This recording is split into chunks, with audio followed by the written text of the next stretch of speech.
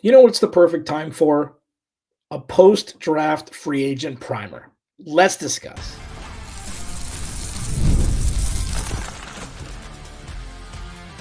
You are Locked On Cardinals, your daily Arizona Cardinals podcast.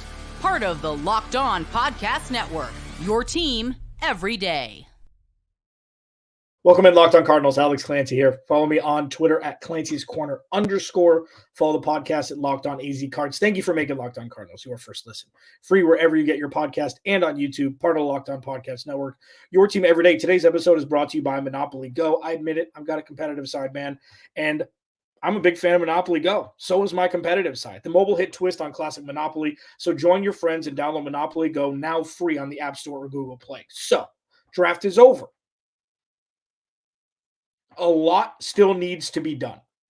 And while we will, bask in this jacuzzi of champagne that was the 2024 NFL draft for the Arizona Cardinals, we've got plenty of offseason to do it. I'm already lining up guests to give some more introspection into the players that were drafted. So you get, the full scope of who the Arizona Cardinals drafted throughout their 12 picks. There were, A's, A minuses strewn about. I think Trevor Sikkema of Pro Football Focus gave the Cardinals draft a B plus. Mostly positive things. A far cry the last 2 years from what we'd experienced. I think I can just put a period at the end of that sentence. But now there's this. It's not a harsh reality. It's just a reality that this roster still isn't completely filled up yet. And you can't thrust rookies who maybe aren't ready to play into positions of need that the Cardinals still have. And it's impossible to overturn and hard reset an entire roster in 2 drafts. You just can't do it. You need to complement that with veterans. And the Cardinals have done so a little bit. They did very little last year, bringing in Kazir White, re-signing Will Henderson, bringing in Jalti Froholt. They've added more pieces this year, naturally. Jonah Williams, Bilal Nichols, Justin Jones, Sean Murphy-Bunting. But they still need a couple more pieces. So I felt like today was a perfect time right after the draft. And I'll jump into more draft talk throughout the week. But I thought it was a perfect time to be like, okay, listen. The draft was good. The roster's getting better. And there's still stuff that needs to happen in an effort for this roster to be ready for game day. And I don't think there's anything wrong with that. I think this is the natural progression of what Monti Ossenfort is doing. And I felt like, looking at the positions of need that the Cardinals still have from a veteran perspective, I think namely number one, first and foremost, is pass rush. Depending on what Zaven Collins can do in his second year, what's most likely going to be off the edge outside, you draft Darius Robinson, who can play across the defensive line inside and out. You have 2 interior defensive linemen that you brought in Bilal Nichols and Justin Jones. You drafted another edge, but this pass rush was non-existent last year. LJ Collier coming back on a 1-year deal will help. It'll help bolster the floor. It'll raise the floor a little bit. Former Seattle Seahawk that signed with the Cardinals last year, got hurt, I think in week 1, if not the preseason, and missed the rest of the year. Dante Stills on the interior defensive line played well last year. Let's see if he can come in as a 6th-round pick and take a step up, in 2024. But pass rush is still a massive need. I think interior defensive line could use some work, or DNs to begin with, whether it be off the edge or bull rushers up the middle. Linebackers, I think they need more talent. And then in the cornerback room, that's the tricky one. That's the tricky one because, you've got Garrett Williams coming into year 2. You've got Sean Murphy-Bunting, and they drafted 3 corners, Max Melton, namely in the 2nd round. Is that enough? Or do they need to add a veteran corner? And by veteran corner, these conversations are all speculated around how much the rookies are, projected to produce. What you don't want is you don't want a rookie being put in a position that he's not ready for. That's what we've experienced with the last regime. Marco Wilson, Byron Murphy, especially from the cornerback room. They weren't given a chance. So I think that when you look at, what they need, pass rush, corner, I think are still two positions of need to infuse some veteran talent into. So how this podcast is going to go, this episode, the next two segments, there are names out there that the Cardinals could use, but they're too expensive. There's one name that is too expensive, but potentially worth the risk, even though he's an older player, much older player. And then finally, the value free agents that I think would be more Monti Ossenfort speed that can just raise the floor. That's all veterans are set to do when you draft properly. Raise the floor. Add some strength to the foundation and allow the rookies to grow at a natural pace instead of putting them into a position where they're set up to fail right out the gate, unless you've got the blue chippers. Obviously, they'll just come in and ball out week one. And I think wide receiver is a position of need also, but I'll go into more depth in that because that's a special case. And there's a reason why I think that. Alex Clancy, Locked On Cardinals, your team every day. Follow me on Twitter at Clancy's Corner _. But the free agent market isn't great. Okay? It's not ideal, especially from the pass rusher perspective. But there is a name out there that you're going to have to wait till the end of the show for me to say that has kind of been a forgotten name. Didn't play very well when he was two employers ago, signed a 1-year, very inexpensive deal last year with the team, and he's a free agent again. And I think that he'd be a perfect lookup. He'd be a perfect Monti Ossenfort call to agent away just to see. A lot of this is investigatory. A lot of this is what skill sets fit in Jonathan Gannon and Nick Rallis's, defensive scheme. Because that's where the talent is most is most needed. I think that's pretty obvious. And the draft was good, okay? The draft was great. Whatever it is, they're all rookies this year. And the Cardinals have expectations this year, whether, while it's not Super Bowl aspirations. This team won 4 games last year with a roster that was made up of practice squad players for a large portion of it. And rookies. And they probably, the Cardinals, if we really look at it, if we're very honest and we really look at it, the Cardinals probably should have won 7 games last year. The Giants won for sure. They're up 100 points at halftime. They should have won 7 games. The majority of the season without Kyler Murray. They 100% should have won 5. Matt Prater misses a field goal at the end of the game that awarded the Cardinals Marvin Harrison Jr. So it's not all bad. But that's 5. The Giants game is 6. Houston they probably could have beat. Washington week 1 they could have beat. They were in games for the majority of the season, aside from, a couple absolute blowouts. So you take that blueprint and you put talent in it? Yes. This team has expectations this year. So with that, having more veteran talent, it doesn't need to be top tier. It could be C+, B- level talent, NFL talent. To act as just compliments to these rookies who are coming out and are, they were drafted high. They're going to play. Max Melton is looked to be, he's played inside and outside, but he can be the CB1 on the outside. He needs help. Sean Murphy-Bunting was a great start. Won a Super Bowl, played with Tom Brady, has played in tough games, kind of fell off the last year, but, the Bucs have been tough since Tom Brady left. This team needs lower level, inexpensive contract-wise talent.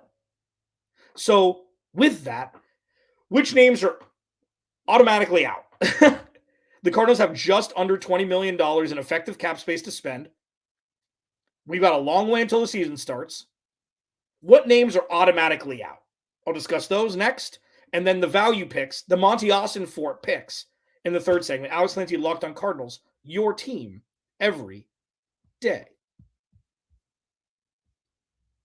This episode of Locked On Cardinals is brought to you by Monopoly Go. All right, game off. We got to pause here to talk about Monopoly Go.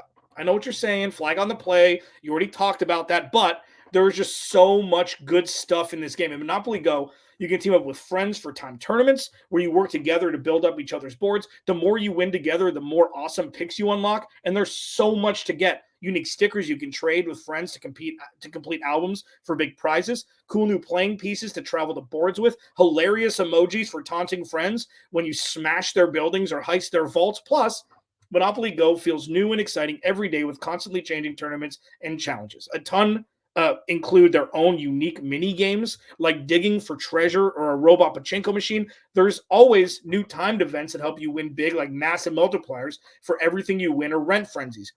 There's always something fun to discover in Monopoly Go. So get off the bench and go download it now free on Google Play or the App Store. Game on. Alex Lancey, Locked On Cardinals, your team every day. Thanks for hanging out. Thanks for making Locked On Cardinals your first listen every day. Thanks for being around. Thanks for maybe being here since 2017. If this is your first listen to Locked On Cardinals, thank you. Try to put out the best product I can. Excuse me, I am traveling. I apologize about the audio the last couple days. I'm trying to find the best spot in this house to give you the content that you want in the sound that you want, or as close as possible to it. Please go to the YouTube channel, search Locked On Arizona Cardinals, hit that subscribe button, free and available wherever you get your podcast and on YouTube if you're the listening type. Okay, so free agent primer right after the draft, I think is necessary just to do kind of a touch base on the roster, and we'll dive much deeper into this roster as a whole pertaining to the players who were just drafted, throughout the next handful of weeks. It's going to be fun. It's going to be fun. Okay, so which players are too expensive? Okay. Which players have too expensive of contracts based upon last year's, contract? And which player, there's one who made $10 million last year, but maybe worth the Cardinals seeing if he could come in 1 year, $5 million because he's a year older, has an immense amount of wealth. He's won Super Bowls, I believe. Former Defensive Player of the Year, in a position of need for the Cardinals. So I'll talk about him last. So names that are still out there, probably because of the price tag coming along with the contract that they're going to want, who are not even really worth having a conversation about. Xavier Howard, cornerback out of Miami. Emmanuel Ogbah. Hunter Renfrow made $16 million last year. Carl Lawson, defensive end from the Jets, he made 15. So Hunter Renfrow was a name that I thought of because it's like, listen, he had a good year and a half with Derek Carr. Josh McDaniels ruined everything. He pretty much rendered him obsolete, and then trading for Devontae Adams didn't help at all. And then, Jacoby Myers is really emerging as a true wide receiver too. Hunter Renfrow was kind of lost in the fray, but he caught one of the most important passes in the history of college football from Deshaun Watson to beat Alabama. And he had a couple good years, and he's a solid wide receiver too. I don't think he's worth the $16 million, and I think that's pretty obvious. And I think with the Cardinals, signing Chris Moore and drafting Marvin Harrison Jr., I understand where people would say that, they don't need another wide receiver. I disagree, but I'll go into that a little bit more depth later on. So when you look at these guys, they may have gotten paid more than their production was worth, especially after they got paid. Otherwise, they wouldn't be free agents. The Jets just traded for Hassan Reddick, so Carl Lawson is most likely on the street. I know they don't play the exact same position, but he's a guy that the Cardinals could definitely use, but not at that price tag. Again, the Cardinals have just under $20 million in cap space, in effective cap space, I think it's called. There's two different names for it. Effective cap space. That's according to Over the Cap. So they've got some playing around money to go in and bring another guy or two. And there's one name out there. Just don't groan yet, okay? Don't groan yet right when I say the name. I beg of you. Stephon Gilmore. Listen, cons. He's 33. He's been expensive. And that's a lot of money. Now, let's see how much other players are witnessing and watching what Monti Ossenfort is doing. This is a true test for the next handful of months. Which free agents who have made a lot of money in their career may want to take a little bit less to come be a part of this team? Not, and it would be the antithesis of what we've experienced pretty much since the inception of the organization, moving to Phoenix, is people come for a paycheck. They Emmitt Smith it. They Terrell Suggs it. Edgerrin James was actually really good here for a couple years. Rashard Mendenhall. Like, there are guys that come here for the money. This is going to be the opposite of that. Which players see what Monti Ossenfort is doing, see what Jonathan Gannon, Nick Rallis, and Drew Petzing are doing, want to play with Kyler Murray, like the roster construction, be like, you know what? I can add some value to that cornerback room. Or other positions for that matter. But for this, Stephon Gilmore, Defensive Player of the Year, he's won. He went to Indy, he was fine. He went to Dallas, he was good. Like, if you have a guy who wants to come in 1 year, $7 million, I know he's 33. I know he's not what he was. He doesn't have to be. His value would be like J.J. Watt's value when J.J. was here. Yeah, he got $20 million a year. It was worth it. I wish that Jonathan Gannon and Monti Ossenfort were here then, because I think it would have been even more worth it. They wouldn't have needed him as much. But with Stephon Gilmore specifically, I know that if it's 10 mil, it's a no. I know that.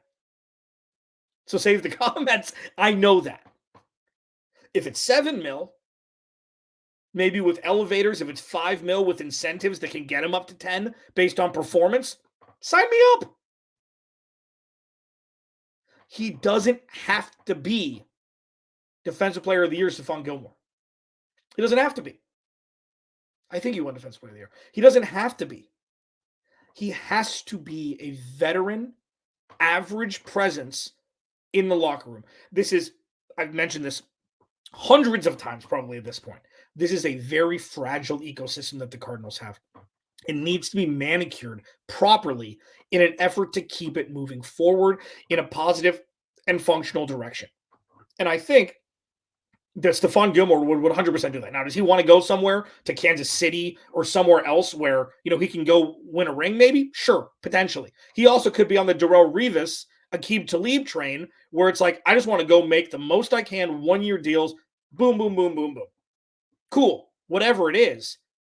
If he's available and it's not $10 million and his physical checks out and you can add him to the roster for 1 year, if nothing else but like for a catalyst to train these young guys, whether it be by example or through leadership on the field, of practice, anything in between.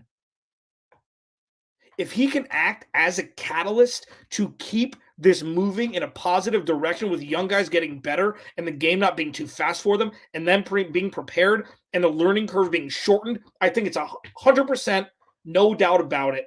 Sign me up. But, a lot of things going against him now. Like, again, ring chasing.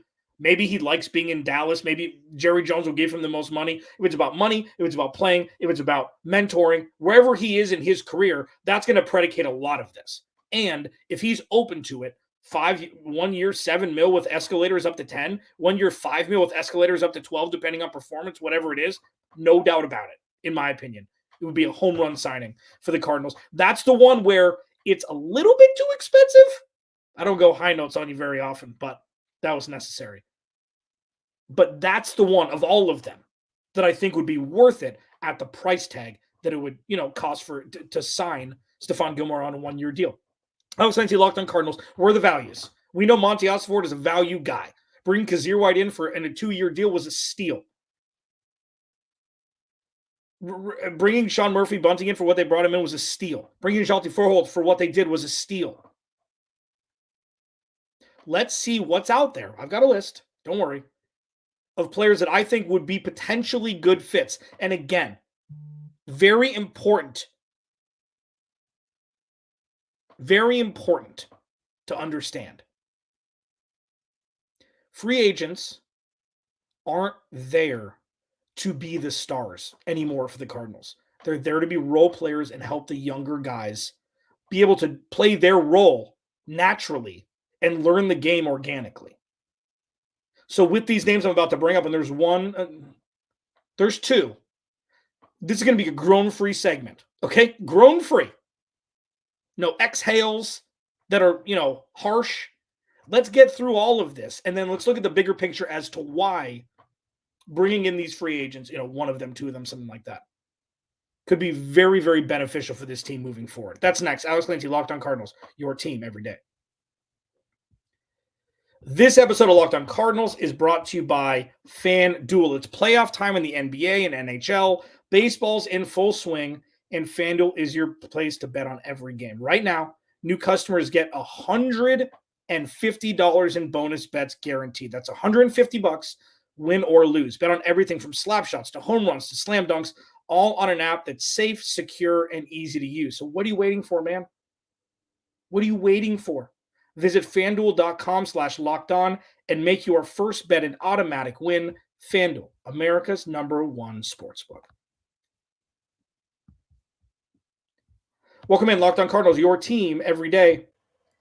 It's just been it's been weird, man. It's like, all right, cool, offseason, free agent frenzy. Cardinals do some, and then, it's the draft, and the draft's over. It's like, yeah, the whole buildup and everything, and it was great. And then now it's like free agency again. What is this going to be? Rookie mini camps. Then, we got the schedule unveiling here in a couple weeks. NFL never sleeps, baby. Thanks for making Locked On Cardinals your first listen, free wherever you get your podcast and on YouTube, part of the Locked On Podcast Network, your team every day. Please go follow me at Clancy's Corner _ on Twitter at Locked On AZ Cards. Please go to YouTube channel, search Locked On Arizona Cardinals. Hit that subscribe button. Turn notifications on. Leave a like, comment, whatever you like. I'm just happy you're here. Okay, so they have needs. Pass rush, corner, defensive line still. Wide receiver, and I'll get to that at the end. And it's not a pressing need, but I need to explain it. I need to explain what I mean. So there's a couple names that I saw, okay, that I think would be additions. I'm not saying that they were going to blow the world away, but these are inexpensive contracts for the most part that could bolster this talent level and raise the floor a little bit. One guy, Steven Nelson, in corner. He was with Houston last year, made 4.5. He's a veteran corner. He's a fine corner. He's probably a B- corner at this point in his career. I think he'd be a good addition at not so steep of a price point. Eli Apple, this one is like outside. He only made 1.6 last year, okay, with Miami. And I know that he was kind of the butt of jokes early on because he went super high in the draft. And, there was a lot of chirping back and forth. And then, he ended up on the same team with Tyreek Hill. He's a veteran corner. Not great, but maybe worth signing just to add more guys to the room who've played more football than 0 games, which is 3 of the corners going to be on the roster in 2024. Marcus Golden was a name. And I know that, listen, I said keep the groans to the end or not at all. Marcus Golden, for the same reason as the next guy I'm going to bring up, because he's a Cardinal. And I know he played with the Giants. He's been with, Pittsburgh. He's a Cardinal. And I know he's older. Made 1.3 last year. You bring him in 1 year, $1 million, 1 year, 1.3, just to be another body in the pass rush room. Teach guys, bring them home, make it right. After a lot of what happened, with Steve Keim and Cliff Kingsbury just wasn't great. Bring it back. Run it back.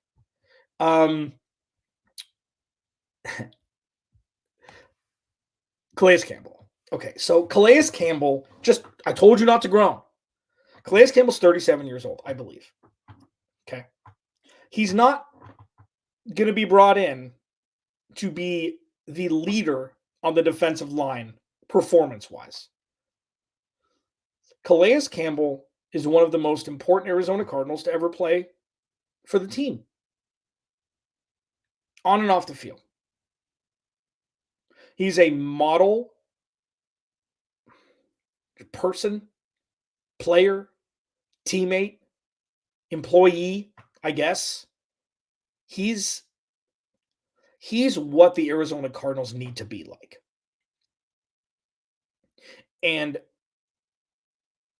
I know he's on the tail end of his career. And I know that the Cardinals brought in a couple defensive linemen. They drafted Darius Robinson. I know all of that. I also know that bringing him in on a 1-year deal so he can retire a Cardinal would really start to bring this out with the old, in with the new, but infusing what used to be the good of the Arizona Cardinals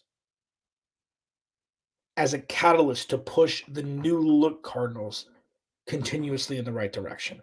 And I think that it's not like it's not a money crap. Like, this is what I'm talking about. It's not a money. The last regime is gone. Jonathan Gannon could definitely use coaches on the field more. So he's got Budda Baker, he's got Kazir White in the middle. Having Calais Campbell there, I think would make a lot more impact than people think about on the surface level. In the locker room, with Kyler Murray, with the young guys. I think it's a no-brainer. I do. And I'm not sure if he wants to play again. I don't know if he wants to get one more $8 or $9 million contract with the Cardinals. Definitely not going to give him. But I think righting that wrong of letting him walk and not paying him the money that Jacksonville did years ago, and him having a handful of great years still, because Steve Keim couldn't diagnose talent if it hit him in the face. It's different. And it's time. It's not a victory lap. It's not a 1-year, $10 million deal to bring him back and say thank you for everything. They need a guy like that. They do.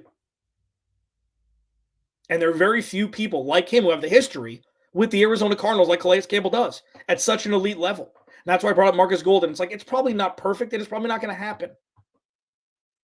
But Calais Campbell would be massive for this team. It just would. And okay, so this is the last name. I teased it early. This is the name that I think would be the Monti Ossenfort diamond in the rough. The Monti Ossenfort find when everybody else is looking the other way. This is a guy who was once feared in the middle of the defense and off the edge. This is a guy who played for a smash-mouth defensive team. This is a guy who made a lot of money going somewhere else and never really amounted to what expectations were. His name is Bud Dupree. And Bud Dupree was feared in Pittsburgh. Bud Dupree was kind of, not entirely, but more of an afterthought than people expected when he was in Tennessee. What Bud Dupree is good at is setting the edge and stopping the run. That's what Bud Dupree is good at. And I talked to Tyler Rowland from Locked On Titans about this a little bit because I've been a little out of touch with Bud Dupree. I know he played in Atlanta last year. He said he's good at setting the edge. He's not a great pure pass rusher, but, he can be that second guy coming in once, Darius Robinson blows up the pocket or something like that and coming. He's a big dude. He's still got some speed. And I think the Cardinals, that's a perfect veteran signing, low impact contractually, potentially high reward for a veteran pass rusher. And I think it'd be no-brainer. He made $3 million last year in Atlanta. Sign me up. I think he's the perfect fit off the edge. Price works with the contract. He's got enough talent to, be rewarded that contract or, given that contract. And the Cardinals need pass rushers. So I think it'd be, again, no doubt about it, home run. Stephon Gilmore, if it's $5 million, upwards of $5 million with escalators to 10. Calais Campbell, Bud Dupree. I think that's a perfect way to spend the $19 million and change that they have to spend before the start of the 2024 season. I was Clancy, Locked On Cardinals. Remember, without you, there is no me. I'll talk to you tomorrow.